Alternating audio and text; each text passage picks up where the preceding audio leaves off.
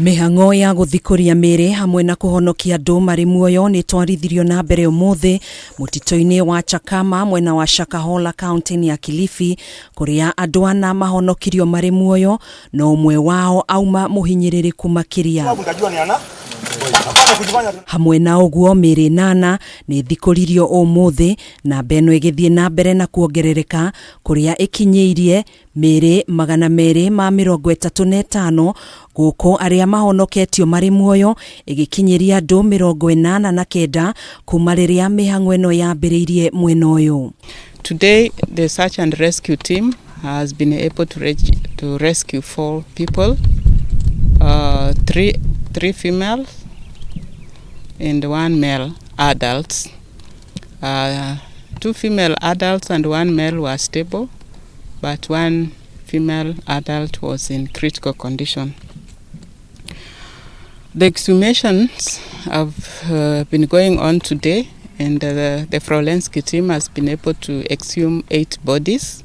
Umuthi ripoti cia andu angiri ni ihuritwo gukorwo morite na gukinyiria ithabu ria andu aria othe mahuritwo ripoti gukorwo morite igikinyiria andu 613. The search and rescue team continues with the search and rescue even as we prepare for postmortem and even during the time of postmortem.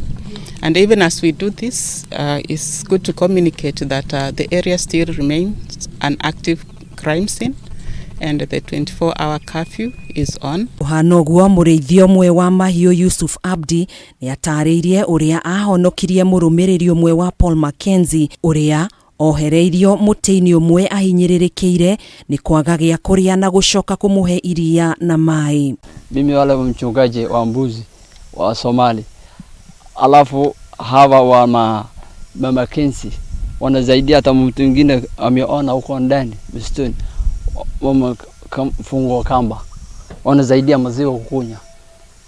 Kama kabati ya maziwa ni maji ni chai, alafu mimi nimetembea mbuzi, alafu nimefuata ile jamaa yuko hapo kama sijui nakufa kama mwezi wa 4 mwezi wa 3 ndio hiyo.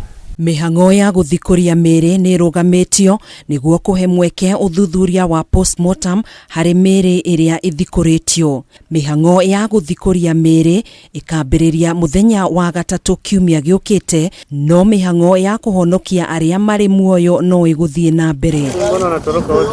Handu-ini ha Kameme TV, njitagwo Gathoni Wang'ang'a.